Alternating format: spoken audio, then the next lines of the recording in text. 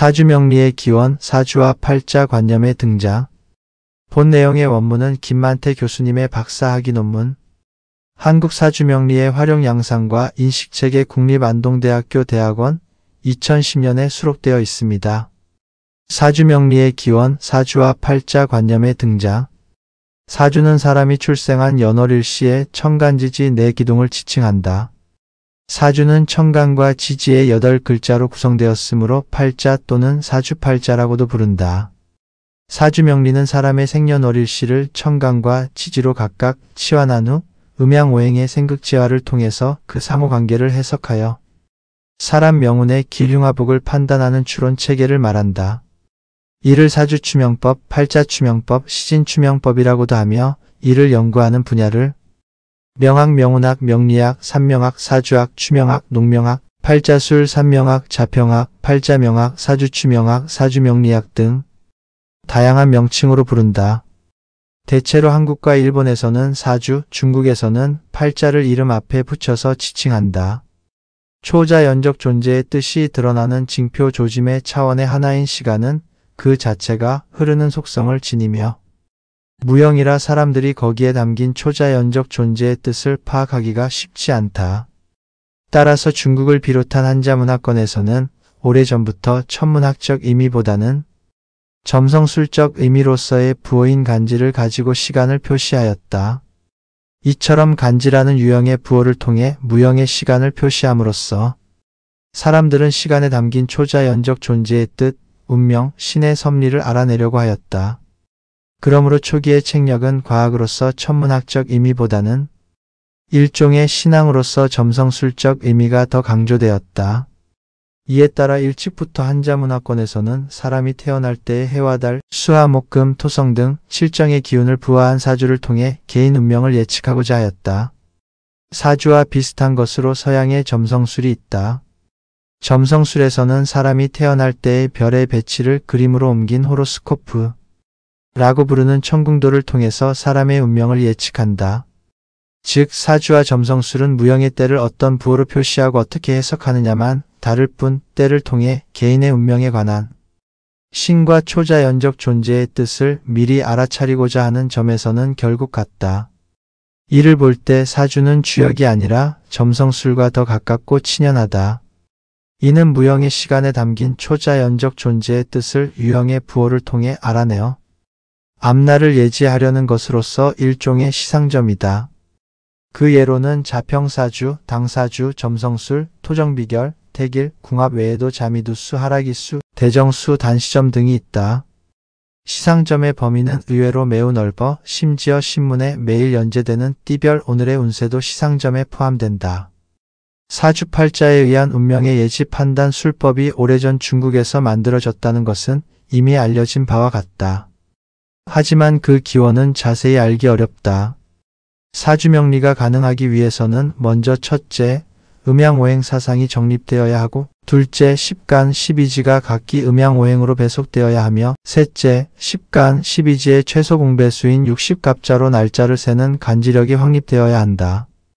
그리고 넷째, 사람이 태어난 때로 금연과 운의 기륭을 해석할 수 있는 점성술 지식이 축적되어야 한다. 또한 다섯째, 사람의 명은 처음 태어날 때 그가 받은 품기에 의해서 기륭화복이 이미 결정된다는 사상도 그 바탕에 형성되어 있어야 한다. 이 5가지 전제 조건이 형성된 시기를 고찰함으로써 사주명리의 기원을 추리할 수 있다. 음양오행설은 전국시대 말 추연에 의해 이론적으로 거의 완전한 형태를 갖추었다. 이후에 한나라 유학자들, 특히 동중서에 의해 추연의 음양오행 사상은 더욱 체계화되며 천인감응설, 제이설 등으로 발전하였다. 이로부터 음양오행설은 술수학의 튼튼한 기초를 제공해주는 방대한 사상이 되었다. 그리고 지난 시대에 음양오행설이 크게 흥행함에 따라 많은 사물의 오행의 의미가 부여되었다. 십간, 십이지도 음양오행의 체계 속으로 편입되었다. 특히 기원전 2세기 전한 중기 유한이 학자들을 모아 저술한 회남자에서는 간지를 오행에 배속하였고 다시 음양으로 구분하였다. 가불과 인묘는 목이며 병정과 사오는 화이며 무기와 사계의 진미술축은 토이며 경신과 신유는 금이며 임계와 해자는 수이다. 일간에서 갑은 강하고 을은 유약하며 병은 강하고 정은 유약하니 개까지 이러하다. 십간과 십이지를 각기 오행으로 나눈 후 갑, 병, 무, 경, 임은 양의 강건한 성질을 띠고 을, 정, 기, 신, 개는 음의 유약한 성질을 띈다고 하였다. 그리고 십이지와 오행의 성쇠 관계도 정하였다. 목은 해에서 나고 묘에서 성했다가 미에서 죽는데 해묘미 모두 목이다. 화는 인에서 나고 오에서 성했다가 술에서 죽는데 인오술 모두 화이다. 토는 오에서 나고 술에서 성했다가 인에서 죽는데 오술인 모두 토이다. 금은 사에서 나고 유에서 성했다가 축에서 죽는데 사유축 모두 금이다. 수는 신에서 나고 자에서 성했다가 진에서 죽는데 신자진 모두 수이다. 이 관계는 나중에 치지삼합의 구성 원리가 된다. 또한 천간인 십간을 모해 치지인 십이지를 자에 비유하여 간지의 상생상극 관계로서 의포, 전, 재, 곤 등을 정하였다. 이렇게 오행의 상생상극 관념과 육십갑자가 결합하면서 간지는 더 이상 단순한 부호가 아니라 상수와 신비화된 관념과 복잡한 술수적 의미를 지니게 되었다. 수는 목을 낳고 목은 화를 낳으며 화는 토를 낳고 토는 금을 낳으며 금은 수를 낳는다. 자인 치지의 오행이 모인 천간의 오행을 생하는 것을 의라하며 모천간이 자 치지를 생하는 것을 보라하며 자와 모가 서로 같은 것을 전이라 하며 모가 자를 이기는 것을 재라 하며 자가 모를 이기는 것을 곤이라 한다. 이렇게 기원전 2세기 회남자에서는 간지를 오행에 배속하고 음양으로 구분하고 성쇠관계, 상생상극 관계 등을 정하였다. 간지의 기원에 관해서는 천황씨 창제설, 대호씨 창제설, 황제시대 하강설 등으로 학설이 나뉜다. 하지만 역사적 사실로 보기 어려우므로 여기에서 학술적 근거를 찾기는 어렵다. 갑골문에서 보듯이 상은나라 때는 간지가 하루의 명칭이었기에 간지를 통해 하루하루를 표기했으며 횟수를 간지로 표기하는 관습은 한나라 때에 시작되었다. 갑골문의 복사와 기사에 점친 날의 간지가 나오지만 단지 점을 친 날짜를 표기할 목적에서 간지를 사용했을 뿐이고 점의 방식, 내용과는 아무런 상관이 없었다. 예를 들어 경술일에 빈이 점쳐 묻습니다. 돌아오는 갑인일에 상갑에게 제사를 드리려고 하는데 소 5마리로 할까요? 하는 등의 내용이었다. 간지로 년을 표기하는 것을 간지기념법이라 하는데 간지기념법 이전에는 세성기념법과 태세기념법이 있었다.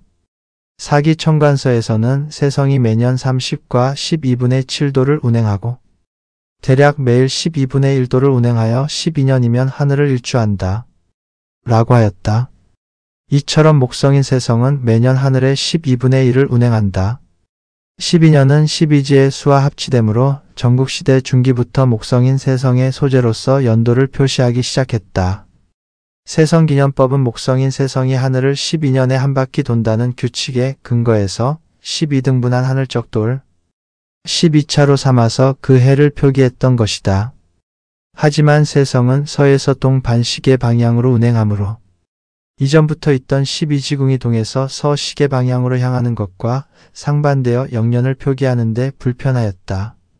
그래서 세성과 대응하여 동에서 서로 운행하는 가상의 태세를 설정하여 12지궁과 방향을 일치시켰다. 이것이 태세기념법이다. 그러나 전한 말 유음에 의해 목성의 실제 공전주기가 11.86년으로 밝혀지면서 목성이 매년 적도상을 1차씩 운행하여 12년의 하늘을 한 바퀴 돈다는 세성기념법과 태세기념법은 수정이 불가피하게 되었다. 이에 따라 유음은 약 86년마다 1차의 오차가 생기므로 이를 수정해야 한다는 초진법을 주장했으며 후한초 54년에 비로소 이러한 오차를 수정하였다.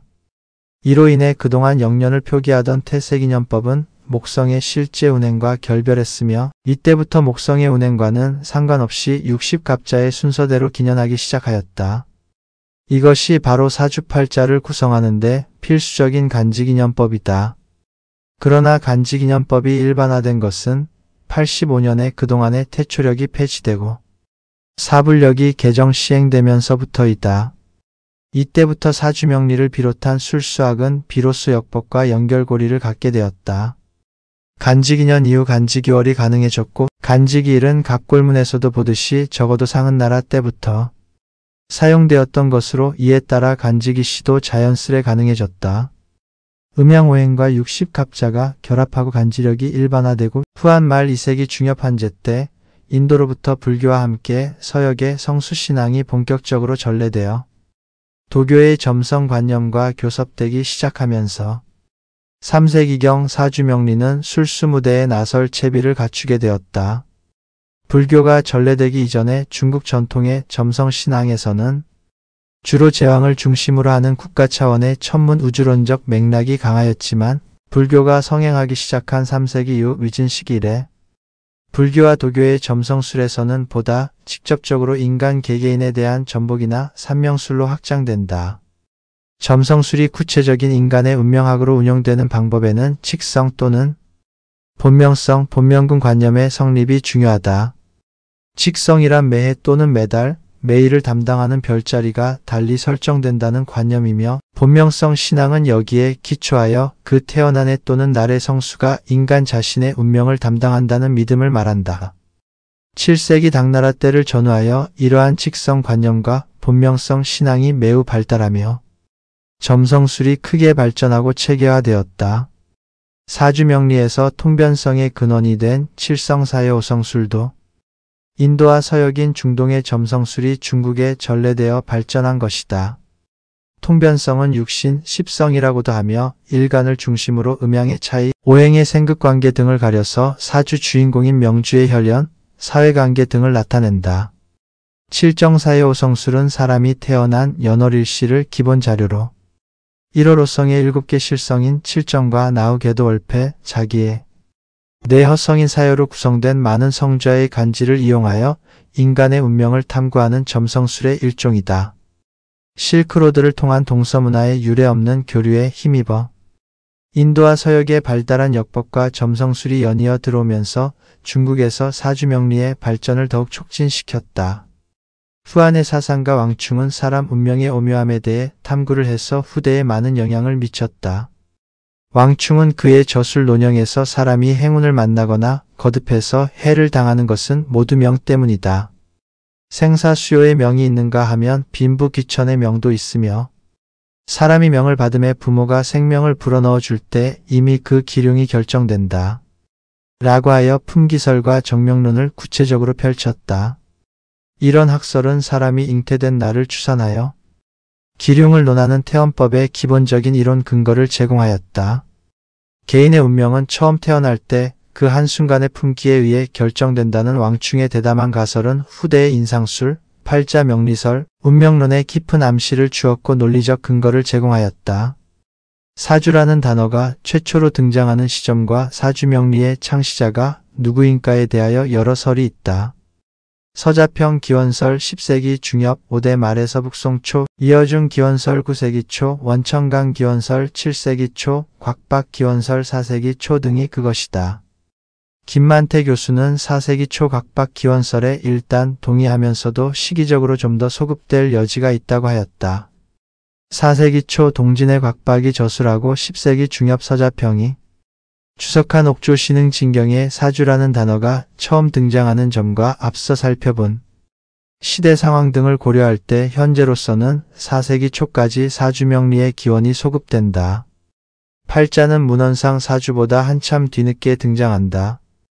북송 초 10세기 중엽 옥조신흥 진경에 서자평의 주석, 그리고 서자평이 찬술한 낙록자, 삼명소식, 부주와 명통부, 남송 말 13세기 중엽 서대승이 찬술한 원리부와 자평 삼명 통변 연원 1253년에 정질론과 희기편, 명나라 때 만민영이 찬술한 성악대성 1563년 등의 팔자라는 단어가 두루 등장한다. 이로 밀어볼 때 4세기 초에 사주가 먼저 사용되었고 이후에 차츰 팔자도 함께 사용되기 시작하였다.